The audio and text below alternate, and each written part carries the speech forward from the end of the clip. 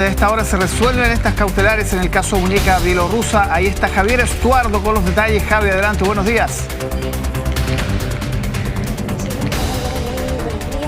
Los pueden estar observando en imágenes en estos momentos el desarrollo de esta audiencia que estaba programada para eso de las 9 de la mañana al interior del Centro de Justicia. Hubo un leve retraso principalmente ante el traslado que se debía hacer por parte de Gendarmería de los imputados hasta este sector en particular. Ustedes lo están observando, futuramente ya lo vamos a escuchar, lo que se está resolviendo en estos momentos al interior del Centro de Justicia, porque precisamente ya a partir de los próximos minutos se van a conocer las medidas cautelares en el caso denominado Muñeca Bielorrusa. Específicamente en este punto en particular se está comentando justamente el fallo emitido por parte de la Corte Suprema durante el año pasado, el 2024 específicamente, que es el momento en que se da la posición por parte del máximo tribunal referente al caso de Velax Movitex en conjunto a Codelco, que es la arista principalmente que está siendo investigada en este minuto en particular. Todo, recordemos, nace en base a el caso Audios, una investigación que de la cual se comienza a investigar a la exministra de la Corte Suprema, Ángela Vivanco, y debido a ello, uno de los puntos por la cual se le termina abriendo este cuaderno de remoción al interior del máximo tribunal justamente era la resolución firmada por la exministra de la Corte Suprema, Ángela Vivanco, referente precisamente a este punto que en estos momentos mantiene a los abogados Mario Vargas, Eduardo Lagos y también a la pareja de Vivanco, Gonzalo Miguel, todavía en duda para conocer cuál será su medida cautelar. Los invito a revisar parte de la audiencia justamente que se está desarrollando precisamente en este momento. Que se intentaba atacar por medio del recurso de queja no era una sentencia definitiva ni interlocutoria que pusiera término al juicio y respecto de la cual no procedieran otros recursos según el artículo 545 del Código Orgánico de Tribunales. Dicha resolución fue firmada por los ministros señora Rabanales, Gutiérrez, señor Crisosto y abogados integrantes Munita y Copo.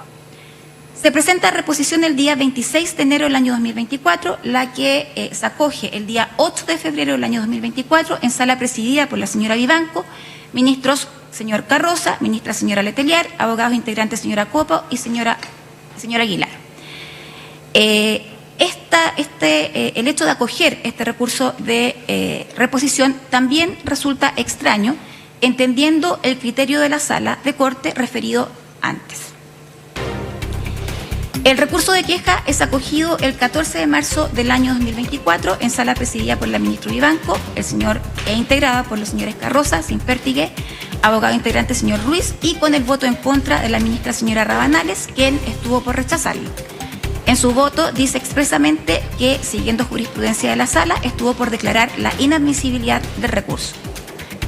Todo lo antes referido permite a esta juez tener por acreditado a lo menos que existía un interés por parte de la señora Vivanco en la tramitación de las causas antes señaladas, interés que con los antecedentes que ha presentado el Ministerio Público en esta audiencia permiten presumir fundadamente por este tribunal que el antes señalado interés de la exministra no apuntaba precisamente a cumplir con celo excesivo su labor como juez del más alto tribunal de nuestro país.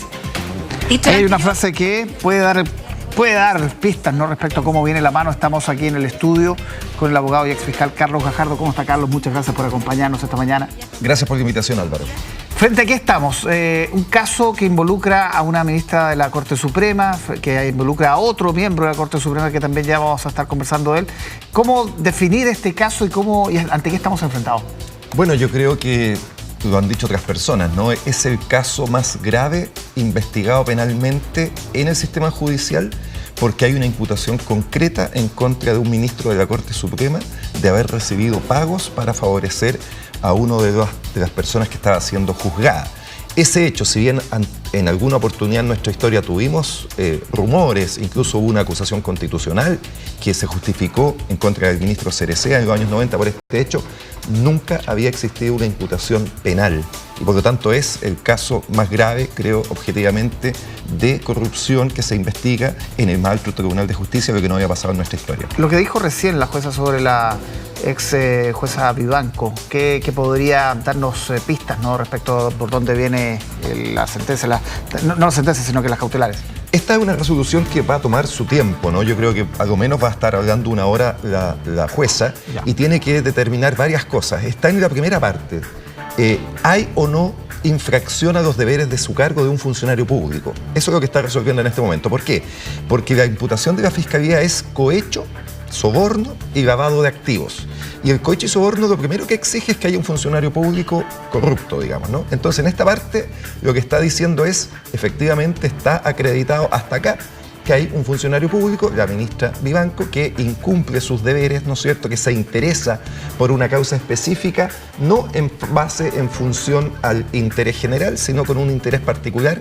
Dice además que se debió haber inhabilitado en este caso por la cercanía que tenían los abogados, pero además de eso empieza a dar cuenta de una serie de hechos en que la ministra interviene de una manera no ajustada al derecho. Por ejemplo, acá recién decía, ¿no es cierto?, admite a tramitación una queja cuando no era procedente esa queja. Claro. El punto es que efectivamente hay otros ministros que también participan de esa decisión y eso lo hace más complejo. Lo que hay que investigar también. Sigamos escuchando lo que está diciendo la jueza Ibacache a esta hora ahí en el Centro de Justicia. Con el voto favorable de la imputada Vivanco Martínez, quien con infracción a sus deberes del cargo, tal como se señaló, no informó su inhabilidad en los términos ya señalados, ordenando la restitución inmediata de las maquinarias propiedades de CBM y poner término a la retención del estado de pago número 23 a CBM por el monto de 12.112.000 y fracción de pesos. El mismo día de la sentencia, 4 de julio del año 2023, en horas de la tarde, la exministra Vivanco concurrió a la oficina de los abogados Lagos y Barcas, ubicadas en calle El Regidor, número 66, piso 14, comuna de Las Condes, donde le hicieron entrega de una retribución económica por su voto favorable a los intereses de CBM con infracción de deberes del cargo en el fallo de apelación del recurso de protección del Supremo Tribunal, suma que ascendía a $15.600 americanos, según indica la formalización. Seguidamente, ya resuelto el arbitrio en favor de su representada, con fecha 24 de julio, los imputados Lagos, Herrera y Vargas Cosiña solicitaron a la Ilustrísima Corte de Apelaciones de Copiapó el cumplimiento de la resolución antes referida, incorporando la solicitud de un pago no ordenado en el fallo de la Excelentísima Corte Suprema por la suma de 4.000 millones de pesos por concepto de costos de desmovilización de maquinarias. No voy a extender la tramitación de la causa, toda vez que ya me hice cargo de aquella y la señalé detalladamente. Lo cierto es que, según lo indicado por las defensas, el delito o el hecho de haberse reunido el día 4 de julio la imputada Vivanco con el imputado Vargas no sería tal, de acuerdo a la prueba que claramente rindió la defensa y que imputó respecto de las georreferencias en relación a la localización de los teléfonos celulares. Que para acreditar la existencia del ilícito de cohecho se ha dado cuenta por el Ministerio Público, querellantes y representantes de la víctima de la serie de irregularidades cometidas por la imputada Vivanco en el ejercicio de su cargo, las que fueron analizadas al inicio de esta resolución y que dieron cuenta del especial interés de la imputada en la causa en cuestión. Interés del que se tiene fundadas sospechas de que era de carácter económico. Prueba de esto es la preocupación personal demostrada por la exministra ya en la tramitación de la causa. A lo anterior, debe agregarse las declaraciones de quienes participaron directamente en la relación y confección de los fallos, la relatora Gloria Fernández, quien en su declaración asume toda la responsabilidad del hecho de no haberse incluido en la tabla del día 30 de junio del 2023 la orden de no innovar, en circunstancias que dicha inclusión no dependía de lo que ella hiciera o dejara de hacer, toda vez que el decreto de dese cuenta no había sido dictado. Sí. Ahí dice varias cosas interesantes, está analizando la famosa coima, ¿no?, los $15.000, que es a propósito de la georreferenciación, donde sitúan a la ministra Vivanco, la exministra Vivanco, en esta reunión con el abogado Vargas, me parece, ¿no? Es importante, es como el centro de lo que estamos hablando. Claro. una vez que el tribunal ha dado por acreditado la infracción de los deberes, la segunda parte importante es, bueno, por esa infracción recibió o no recibió dineros. Y aquí es importante no distraerse quizás en temas accesorios e ir a lo fundamental. La Fiscalía le imputa haber recibido 3 pagos. Le imputa haber recibido un pago directamente de $15.000, que es el que se cuestiona si fue o no fue a la oficina del abogado Vargas, un pago a través de su pareja, Gonzalo Miqueles, de $14.000, y un tercer pago a través de su pareja, Gonzalo Miqueles, de 45 millones de pesos, que se habría pagado a través de notarios y conservadores. Ese es probablemente el corazón de lo que se discute, ¿no? Ya la jueza dice, hubo infracción de deberes acá, la ministra Vivanco actuó, lo acaba de decir, con un interés económico en el caso. Entonces lo que es relevante, si la jueza entiende o no que esos pagos, estos 3 pagos que imputa la Fiscalía, se consumaron. Yo creo que se ha hecho mucha cuestión sobre si fue directamente la ministra o no tal día a la oficina de los abogados con la georreferenciación, ¿no es cierto?, la discusión de si fue a la peluquería ese día o no, pero creo que lo relevante, más allá de si fue ese día, es si ella recibe directamente o a través de su abogado, de su pareja, digo, Gonzalo Miqueles, estos pagos, y eso es probablemente el corazón de lo que va a decidir lo que finalmente resuelva la jueza. Si la jueza da por establecido que hay antecedentes de esos pagos, debiera entender entonces que el delito sí tiene sustento y sí tiene antecedentes suficientes para en esta etapa inicial darlo por establecido. Sí, conversábamos porque lo de la peluquería parece más accesorio, ¿no? En este caso, que ha aparecido como un elemento muy relevante en la trama.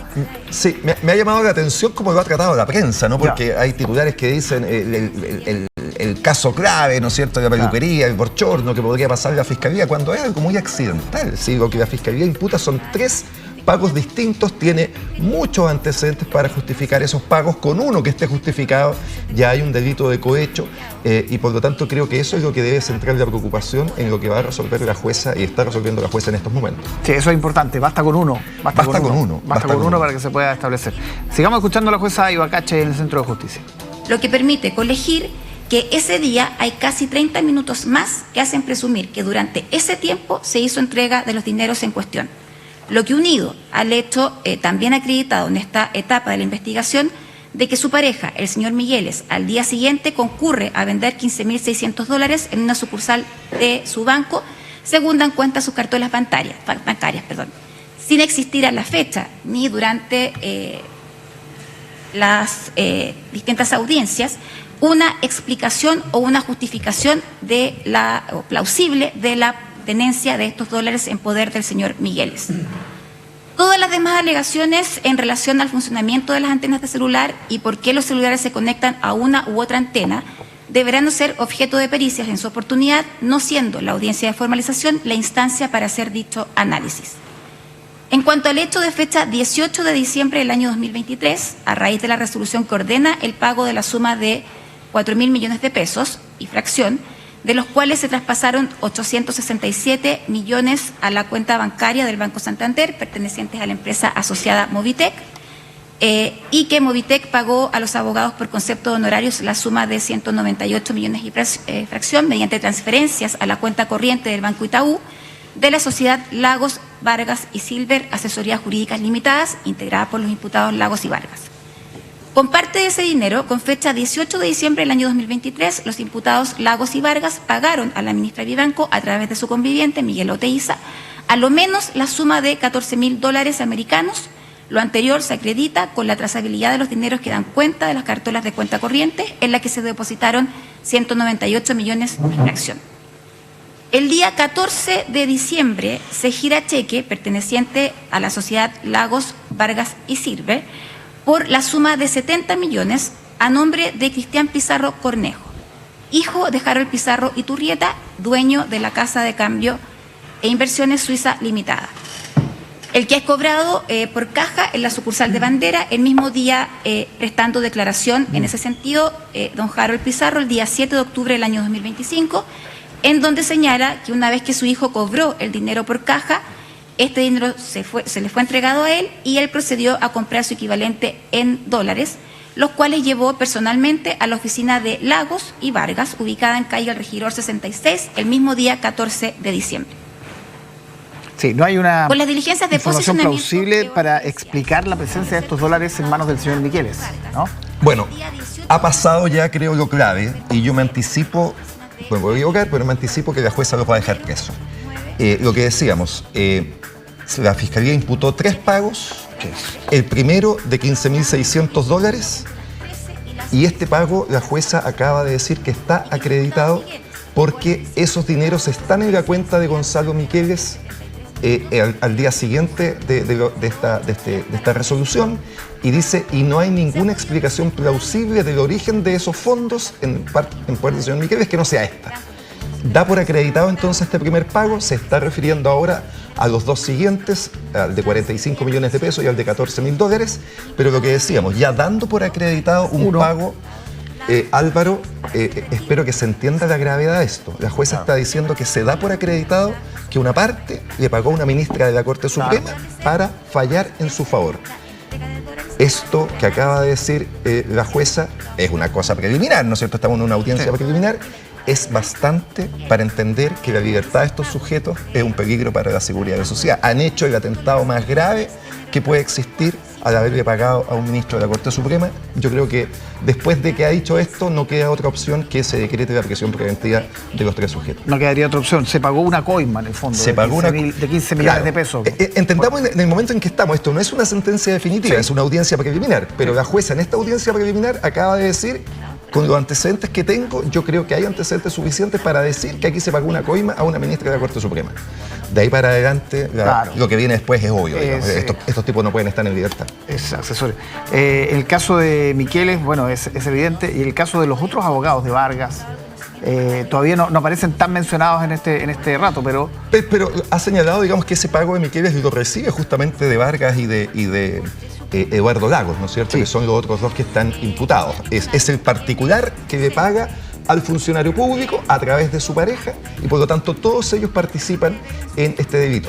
Se ha cuestionado mucho, se ha preguntado mucho, bueno, ¿por qué no está sentada ahí la ministra Vivanco, ¿no es cierto?, que es el funcionario público? Que es lo que uno podría esperar, ¿no? Y ahí hay una razón discutible, pero legal. Los ministros de la Corte Suprema, igual que los parlamentarios, tienen una especie de fuero que tiene que eliminarse antes de poder llevarlo a la justicia. Eso se llama querella de capítulos, ese proceso ya lo inició la Fiscalía.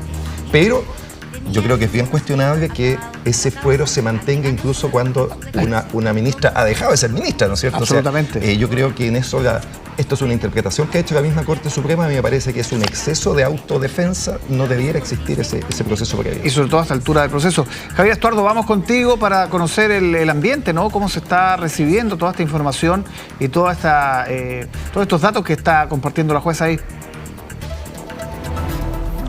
Sí, Álvaro, datos bastante interesantes son los que se han ido dando a conocer en esta audiencia para resolver finalmente con qué medidas cautelares van, si es que van a quedar o no las 3 personas que están imputados en estos momentos. No sé si ustedes lo pueden estar observando precisamente, pero están bastante tranquilos, bastante calmados Gonzalo Miqueles, Mario Vargas y Eduardo Lagos. De hecho, Mario Vargas llama muchísimo la atención porque él ingresa hasta la sala de audiencias donde se está resolviendo justamente esta tema de las medidas cautelares, y continuamente ha estado con un papel tomando nota, lápiz rojo, minuto a minuto referente a lo que está mencionando justamente la magistrada precisamente en estos momentos. Paralelamente, justo a su costado y detrás también se encuentran las otras 2 personas imputadas. Estaríamos hablando de Gonzalo Miqueles y también de Eduardo Lagos.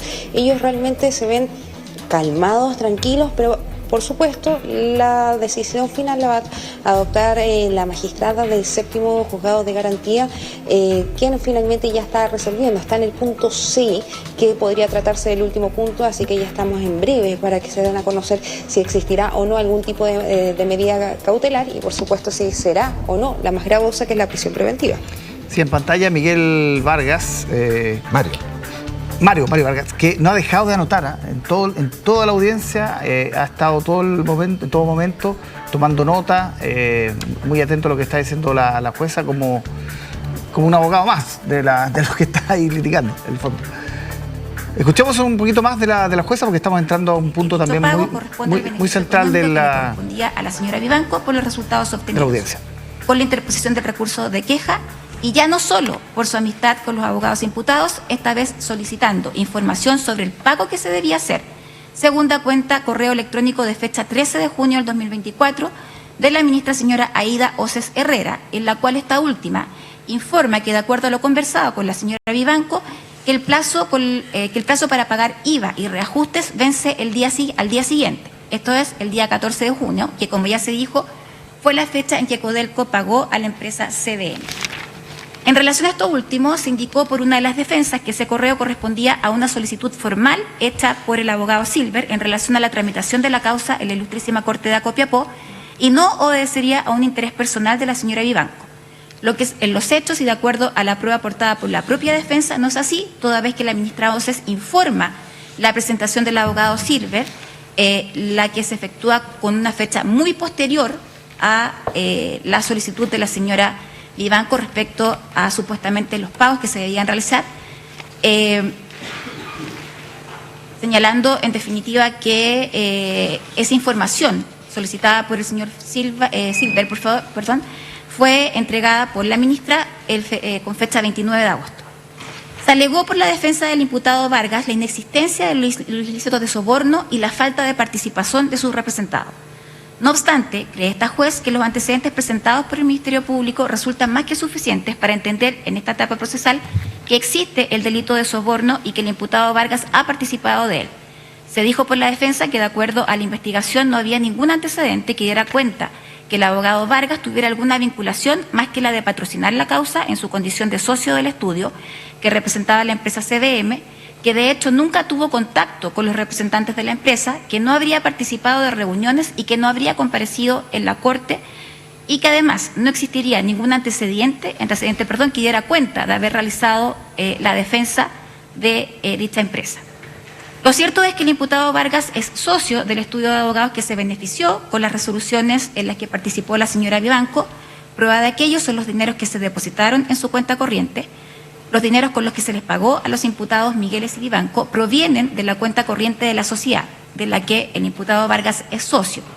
Y si en los hechos no firma ninguno de los cheques que sirven para transformarlos en dinero efectivo, ya sea moneda nacional o dólares, es porque, de acuerdo a los propios dichos de su defensa, no tiene la representación legal de la sociedad, lo que permite colegir a esta juez que no podría girar cheques. A lo anterior debe agregarse que quien tiene el vínculo de estrecha amistad con la imputada Vivanco y el imputado Migueles es justamente el imputado Vargas, el que en reiteradas ocasiones, según dan cuenta las fotografías y videos exhibidos, se le ve compartiendo socialmente con Migueles y Vivanco, por lo que de alguna forma resulta conveniente que no aparezca públicamente vinculado a las causas en cuestión para no levantar sospechas. Respecto del hecho número 3, esto es la imputación que se hace a los 3 imputados como autores de los delitos de lavado de activos del artículo 27, letras A y B, de la Ley 19.913, en calidad de autores del artículo 15, número 1 del Código Penal, en grado de desarrollo habiéndoles grado de desarrollo consumado. Esta juez, con los antecedentes señalados por el Ministerio Público durante la audiencia de formalización de la investigación, tiene por acreditadas en esta etapa procesal respecto de los 3 imputados los delitos de lavado de activos del artículo 27, letras A y B de la Ley 19.913. Estima esta juez que los dineros ordenados pagar mediante la dictación de las resoluciones en las causas ROL 141.421 del año 2023 y 1.150 del año 2024, ambas seguidas ante la excelentísima Corte Suprema, constituyen activos obtenidos mediante actividades ilícitas. Así las cosas, se ha logrado establecer con la prueba rendida que se han realizado acciones por parte de los imputados dirigidas a introducir estos fondos mal habidos en el sistema financiero, realizar transacciones para dificultar el rastreo de otros dineros, reinsertar estos fondos en la economía con apariencia legítima, todo lo anterior para dar apariencia de legitimidad a bienes obtenidos de actividades ilícitas. Y las defensas de los imputados Vargas y Lagos han cuestionado la inexistencia del ilícito y la participación de sus representados, alegando que las sumas obtenidas durante la tramitación de las causas ya reseñadas ha sido dictada conforme a derecho, que se encuentran ejecutoriadas y que los dineros que ingresaron de su patrimonio corresponden a los honorarios obtenidos en el ejercicio de su profesión.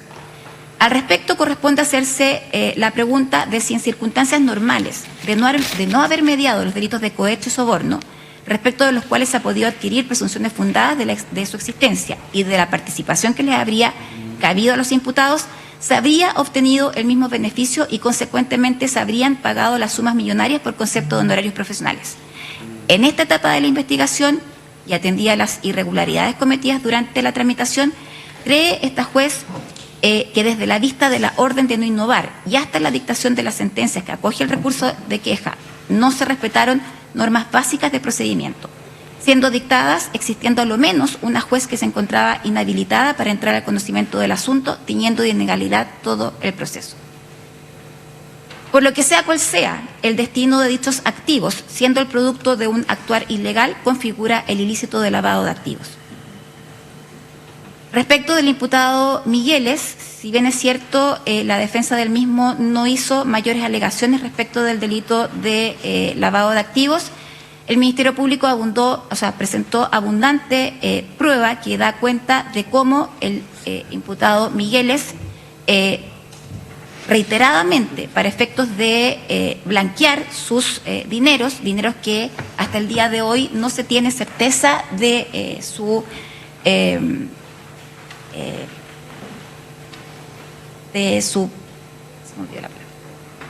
origen. De su origen. Este tribunal también entiende que respecto del mismo se ha configurado el delito de lavado de activos. Esta juez no se va a hacer cargo de todas las situaciones tendientes a lavar los activos, a blanquear el dinero por parte del imputado Migueles y el conservador de bienes raíces, señor Llaver, y el notario público de la ciudad de Chillán, porque entiende que todavía les asiste el principio de inocencia, de presunción de inocencia, y porque aún no han sido formalizados.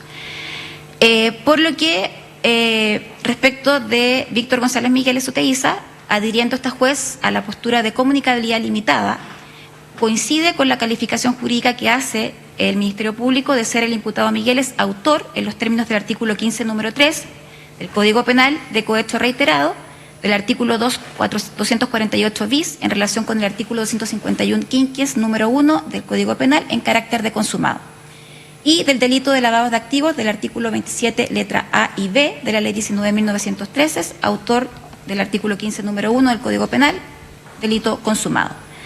Respecto del imputado Mario Vargas Cosiña, el tribunal ha tenido por acreditado el soborno reiterado del artículo 250, inciso 1 y 4 del Código Penal, en relación con el artículo 251 quinquies, número 1, autor, según el artículo 15, número 1 del Código Penal, y en grado de desarrollo de consumado, y del delito de lavado de activos del artículo 27, letra B, de la Ley 19.913, autor del 15, número 1 del Código Penal, en grado de desarrollo consumado.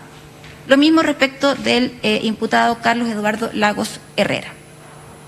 Y asimismo, habiéndose tenido por acreditado los ilícitos y la participación de los mismos hechos imputados, de acuerdo a la prueba o a los antecedentes que se han reseñado, corresponde pronunciarse respecto de la necesidad de cautela. Se ha solicitado por el ente persecutor la medida cautelar más gravosa de nuestro ordenamiento jurídico, y de ahí la aprehensión de esta juez de contar con elementos que me permitieran tener presunciones fundadas del hecho y de la participación de los imputados, a lo menos en los términos que exige el artículo 140 en sus letras A y B del Código Procesal Penal. Durante mucho tiempo el Poder Judicial ha tenido que coexistir con el fantasma de la corrupción. Da lo mismo la forma en que los jueces fallemos, porque siempre la parte que no resulte vencedora acusará al juez de corrupto.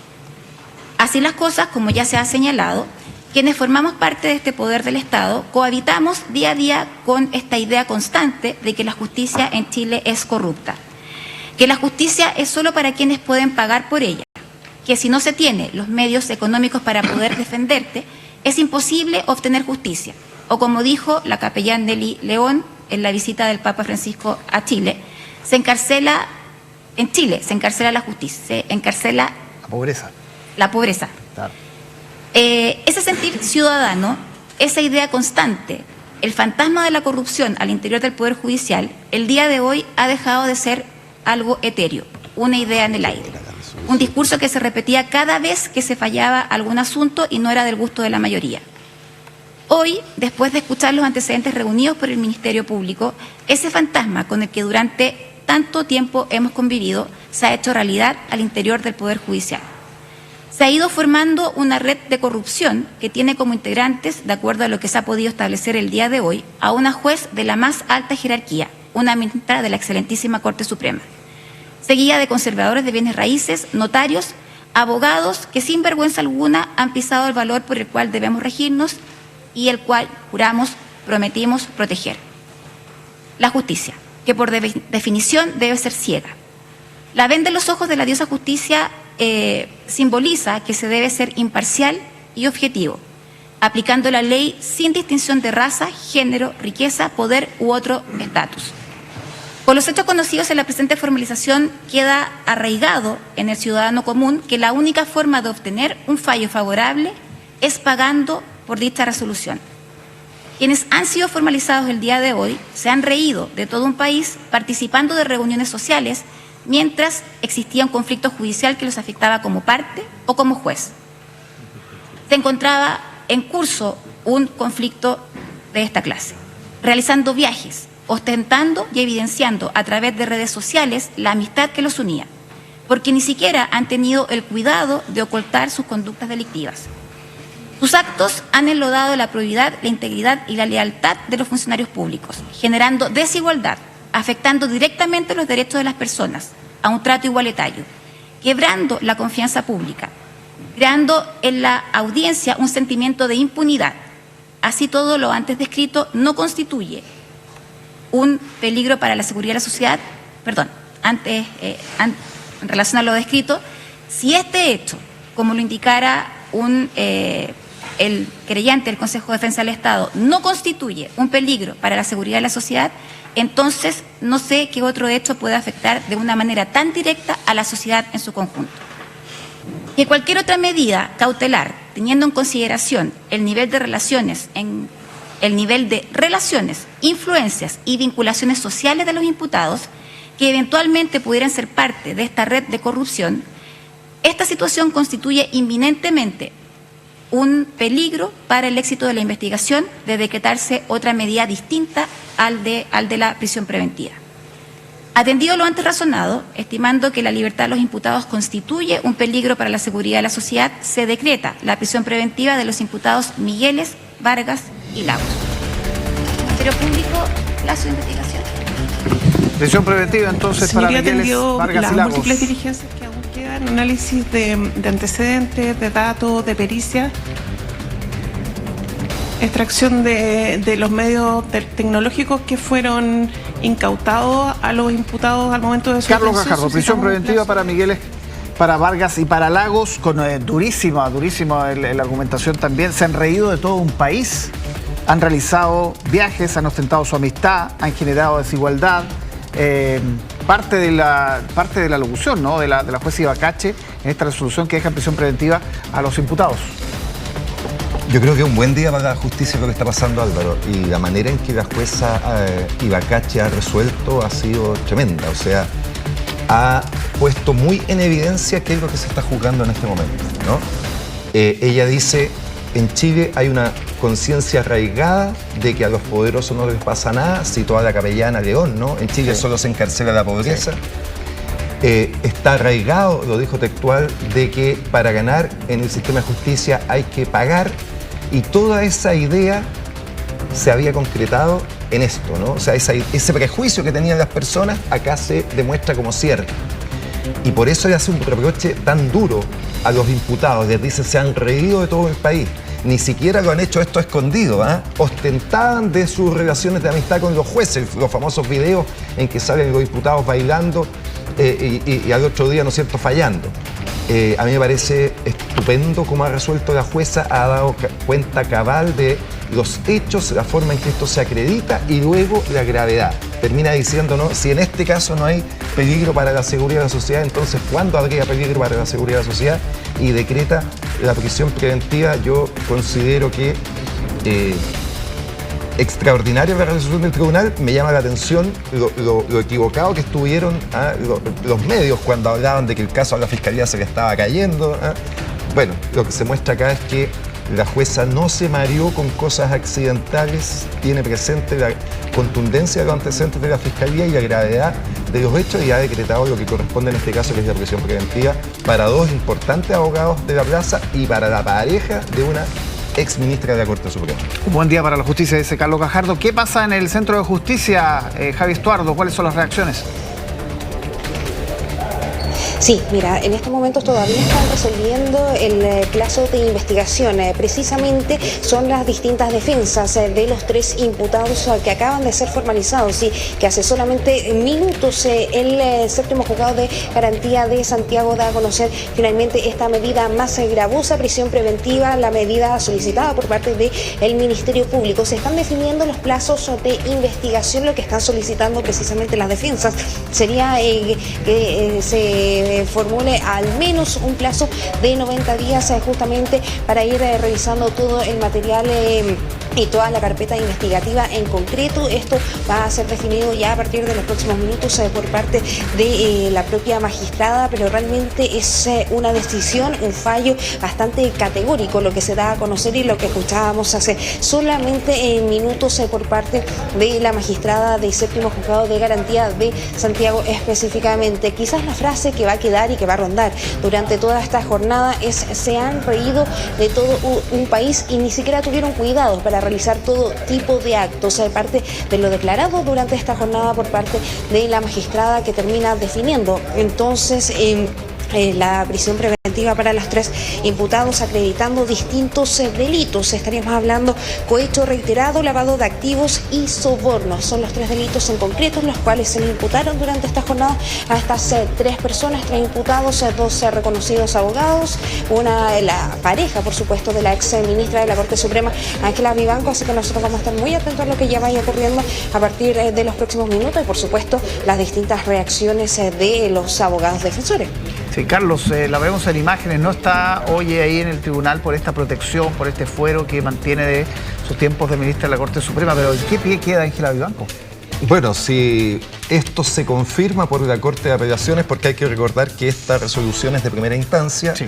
Los imputados tienen un plazo de 5 días para apelar a la Corte de Apelaciones, muy probablemente lo hagan, pero si esto se confirma por la Corte de Apelaciones, la verdad que cuesta pensar que el camino de la exministra Vivanco sea distinto, porque el principal responsable en un caso de corrupción es el funcionario público. Aquí recién se está imputando a tres particulares, ¿no es cierto? A dos abogados, coadyuvantes de la acción de la justicia, y a la pareja de la ministra Vivanco. Pero la clave en un delito funcionario es el funcionario público, en este caso es la ministra Vivanco, y si es que esto se confirma por la Corte, obviamente el camino que debiera seguir la ministra Vivanco sería primero la querella de capítulo, esta especie de desafuero, y luego una formalización, probablemente con una medida igual de intensa que esta. Un paréntesis, ¿cómo funciona esa querella de capítulos? Es una especie de desafuero, por lo tanto lo presenta la Fiscalía en la Corte de Apelaciones, eso ya se presentó, se tiene que dar cuenta, y luego si el que está disconforme puede apelar a la Corte Suprema. Va a ser bien notable, ¿no es cierto?, que van a ser los ministros de la Corte Suprema los que van a tener que resolver finalmente sobre esta admisibilidad de esa querella de capítulos. Si eso se aprueba, se da el ok, recién ahí la Fiscalía puede formalizar y pedir la medida cautelar en contra de la exministra Vivanco. Sí, dijo algo muy relevante la jueza antes de entregar la resolución, dijo: se comprobó, se pudo acreditar que son activos obtenidos de actividades ilícitas. Claro, porque los delitos que se imputaron fueron soborno y cohecho, y a partir de ese delito es la siguiente imputación, que es lavado de activos, cuando tú ocultas el origen ilícito de un dinero, pero tiene que haber un delito previo, ¿no? En este caso el delito previo es el soborno, y lo que se hace con esta operación, triangulación con conservadores, ojo ahí también, ¿eh? Si esto sigue, esos conservadores también van a ser formalizados por un delito de lavado de activos, podrían también enfrentar esta misma situación. Puente Alto y Talca. Chillán, Puente Alto y Chillán. Se inició una investigación administrativa, pero evidentemente tiene que venir una investigación penal. Te hago un alcance además, Álvaro. Después del año 2018 se modificó la ley y el delito de cohecho tiene un agravante que se está aplicando en este caso, que es cuando tú cohechas a una alta autoridad de la República. Eso incluye presidentes de la República, ministros, comandantes en jefe, ministro de la Suprema. y ministros de la Corte Suprema. El delito pasa a ser especialmente grave, no es lo mismo sobornar a un funcionario menor que haber sobornado a un ministro de la Corte Suprema, y esa agravante se está aplicando en este caso y también justifica la gravedad de la prisión preventiva que se ha decretado. No estamos hablando de cualquier abogado, Mario Vargas, Eduardo Lagos son conocidos en la plaza, no sé si alguna vez le correspondió litigar contra ellos. Con Mario Vargas muchas veces, porque sí. Mario Vargas fue defensor penal, es defensor y por lo tanto interactuamos en muchas ocasiones y es un destacado abogado con muy buenas capacidades litigando, ¿no? A Eduardo Lagos no lo conozco. Ya, ¿qué podemos destacar de Vargas en términos de lo que defendió anteriormente de su carrera? Fue durante mucho tiempo defensor público. Participó por lo tanto de esa institución, pero por ahí, por el 2010 o algo así, se privatiza y comenzó a tener mucha cercanía con Luis Hermosilla. Uno de los casos importantes que tuvo Luis Hermosilla fue cuando defendió al cura John O'Reilly, y con quien fue a ese juicio fue con Mario Vargas. Entonces viene una relación con Luis Hermosilla hace muchos años, más de 10 años, en que comienzan a tomar causas juntos. Y luego, lo dice el fallo, ¿no es cierto?, tiene esta amistad, esta cercanía muy grande con la ministra Vivanco, que es lo que permite finalmente concertar, ¿no es cierto?, concretar esta coima. Tenía mucha cercanía también, lo reconoció en su momento, con el juez Antonio Ulloa. Ignoro cómo llegó a tener esas cercanías, pero es un elemento clave esta cercanía para llegar a esta instancia finalmente de ofrecer y concretar una coima a un ministro de la Corte Suprema. Sí, quedamos muy atentos también. Y algo sobre las frases, ¿no? Se ha reído de todo un país, ha realizado viajes, han ostentado su amistad, generaron desigualdad. De alguna manera le pone su sello la jueza con esa frase, ¿no? Es que yo creo que pone de manifiesto lo grave que es esto, porque la jueza hace una educación muy importante sobre la desconfianza de las personas con el sistema de justicia. Esta idea de que solo se encarcela la pobreza, de que tienes que tener contacto, instituto, influencia. Dice, la padecimos, dice la jueza, los que estamos adentro, ¿no? Los jueces honestos. El sistema está lleno, Álvaro, de jueces honestos, de fiscales honestos, pero están estas manzanas podridas que generan esta sensación tan injusta, ¿no? Porque terminan teniendo este gran poder, y la jueza Ibacache da cuenta de esta gravedad y por lo tanto dice, esto hay que limpiarlo, y por lo tanto no podemos desconsiderar lo grave que es el peligro para la seguridad de la sociedad que significa esto. Lo que viene, corte de apelaciones probablemente, lo primero para los 3 imputados, y en el caso de Vivanco, ¿qué viene procesalmente para ella? También está en la Corte de Apelaciones la querella de capítulos. Eso se tiene que alegar de aquí a un par de semanas, luego la Corte Suprema, y yo diría que si eso prospera, probablemente de aquí a un mes tendríamos que tener una audiencia de formalización como la que estamos viendo. Y está también, Álvaro, muy ligado a este caso la situación del ministro Simpertegui, ¿no es cierto? Vamos a hablar de él, sí, claro. Vamos a hablar de él, que se ha abierto un sumario, ¿no? Una causa penal por vínculo con el abogado del consorcio bielorruso. Este caso parece incluso más escandaloso, ¿no? Cuando se han conocido imágenes de esos viajes, un crucero por Europa absolutamente lujoso, y eso pocos días después del fallo. Me parece bien increíble, ¿eh? 2 días después del fallo, el ministro Simpertegui participa de esa resolución, no se inhabilita y se va a un crucero por Europa con su señora, con Eduardo Lagos y su señora. Están 10 días viajando por el continente. Por supuesto, absolutamente impropio. Tan evidente fue esto que, desgraciadamente, esto lo revela un medio de comunicación. No demos los datos, lo revela reportea de Nicolás Sepúlveda. Uno lamenta que estas cosas no haya sistemas internos, que se sepa casi casualmente y que finalmente sea la prensa la que termina haciendo el trabajo. Pero una vez que se revela, el día viernes, ayer, ¿no es cierto?, la Corte Suprema tiene un pleno y decide lo obvio, tiene que abrir un sumario por este asunto. Eso debiera concluir probablemente con una sanción para el ministro y con una apertura del cuaderno de remoción. Así que podríamos tener, eso se tiene que discutir, ¿no es cierto?, una nueva vacante en la Corte Suprema, porque la gravedad del hecho es evidente. Un sistema de justicia no tolera, ¿no es cierto?, que después de que falla a favor de una de las partes te vayas de vacaciones a Europa con el abogado. Eso iba a decir, la falta de cuidado, de pudor incluso, ¿no? En el sentido de tan pocos días después hacer un viaje de estas características con uno de los abogados que está en la causa, parece, o sea, de una imprudencia ya increíble. Total, en un caso de 17.000 millones de pesos, ¿no es cierto? No estamos hablando de una cosa menor. Y entonces uno dice, bueno, pero es que una persona que ni siquiera tiene el criterio para darse cuenta que eso... Ni siquiera pongámonos en el caso, Álvaro, que aquí hubo coimas, ¿no? Porque uno dice, bueno, ¿y quién pagó ese viaje? ¿Ah? Pero supongamos que cada uno se lo pagó. ¿Cómo no tener el criterio de darte cuenta que no puedes hacer eso? Entonces, si no tienes ese criterio, a mi juicio, no puedes estar en la Corte Suprema, donde deben estar las personas más criteriosas que tenemos en este país. Y un punto adicional. La gran víctima en esto es Codelco, ¿no? Sí. La empresa estatal más grande. Entonces la gente se pregunta razonablemente si esta maquinaria es capaz de hacerle este fraude a Codelco. ¿Qué queda para el ciudadano común? ¿No es cierto? ¿Qué queda para la persona que va con su causita menor a defenderse en tribunales? Dice, si a Codelco son capaces de faenárselo de esta manera, ¿qué queda para mí? Escuchemos a los abogados de Codelco que están hablando esta hora en vivo. Más grave contra la credibilidad del sistema de administración de justicia. Y la resolución de la jueza muestra la contundencia de la evidencia que se acumuló durante la etapa de investigación para llegar a este momento. Codelco ha participado en esta investigación y la seguirá impulsando y colaborando activamente porque está comprometida con la probidad y con el Estado de Derecho.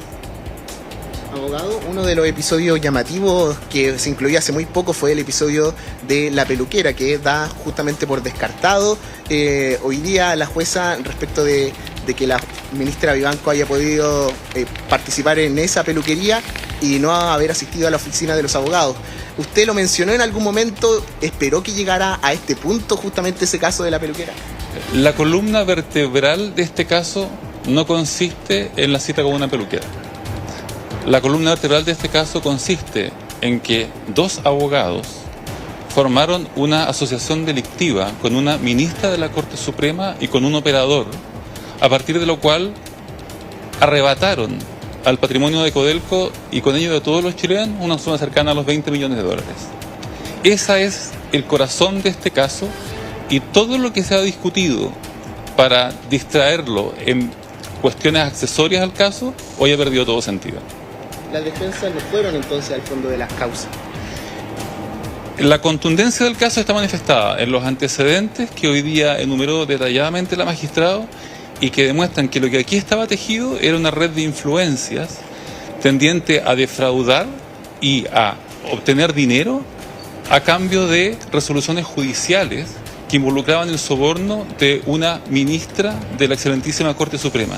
Esto es algo que no se puede tolerar y nosotros realmente esperamos que este sea el comienzo del fin de este tipo de situación. Un comienzo donde todavía también falta la formalización a Ángela Vivanco. ¿Ustedes esperan lo mismo?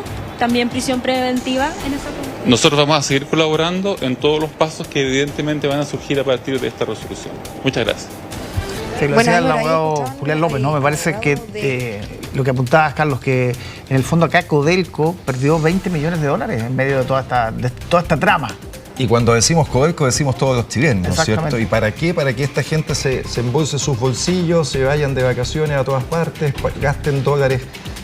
Bueno, creo que la jueza ha sido extraordinariamente severa en el reproche que le ha hecho. Esto no es solo un reproche ético, esto es un reproche penal. Esto no se trata de malas prácticas, se trata de delitos. Y lo que corresponde cuando existen delitos graves, que las personas estén cumpliendo prisión preventiva en esta instancia, pero luego condenas en la cárcel. A mí me parece que no hay otra alternativa ante la gravedad de los hechos que se han conocido. Carlos Gajardo, muchísimas gracias por la presencia, por la paciencia también, porque esto se prolongó un poco más de lo que esperábamos y por todas las precisiones y la interpretación judicial durante esta mañana. Muchas gracias por estar acá. No, al contrario, muchas gracias a ustedes por la invitación. Me parece que esto puede ser un hito, un punto de inflexión en la justicia chilena. Espero que así sea, así que muchas gracias por la posibilidad de comentarlo en vivo. Siempre bienvenido. Gracias, Carlos. Vamos a cambiar de tema. Emitió una cantidad